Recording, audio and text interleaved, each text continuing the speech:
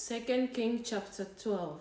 In the 7th year of Jehu, Joash became king, and he reigned in Jerusalem 40 years. His mother's name was Zibiah. She was from Beersheba. Joash did what was right in the eyes of the Lord all the years Jehoiada the priest instructed him. The high places, however, were not removed. The people continued to offer sacrifices and burn incense there. Joash said to the priest, "Collect all the money that is brought as sacred offerings to the temple of the Lord, the money collected in the census, the money received from personal vows, and the money brought voluntarily to the temple. Let every priest receive the money from one of the treasurers, then use it to repair whatever damage is found in the temple." But by the 23rd year of King Joash, the priests still had not repaired the temple.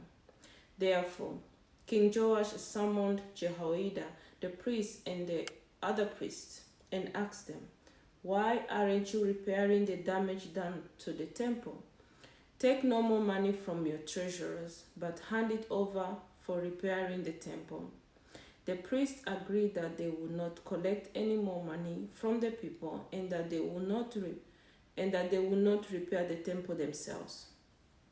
Jehoiada the priest took a chest and bored a hole in its lid. He placed it beside the altar on the right side as one enters the temple of the Lord.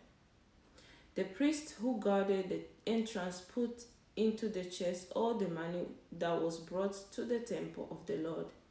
Whenever they saw that there was a large amount of money in the chest, the royal secretary and the high priest came, counted the money that had been brought into the temple of the Lord, and put it into bags. When the amount had been determined, they gave the money to the men appointed to supervise the work on the temple.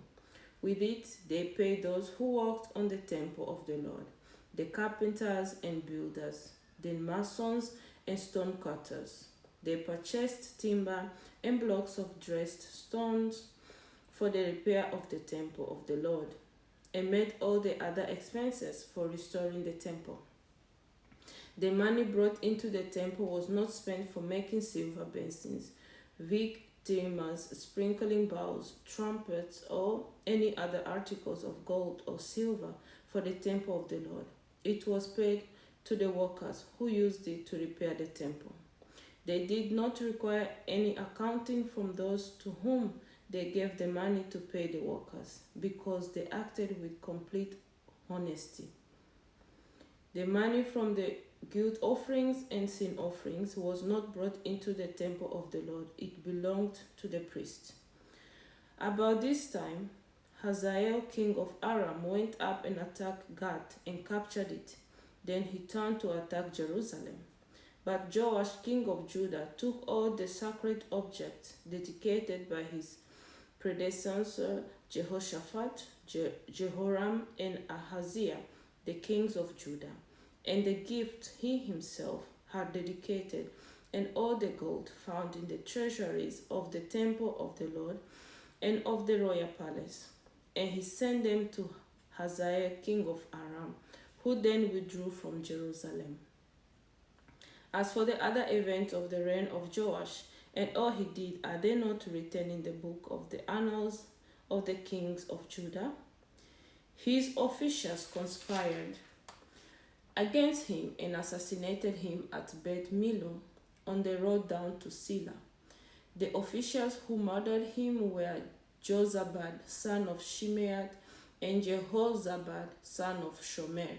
He died and was buried with his ancestors in the city of David, and Amaziah his son succeeded him as king.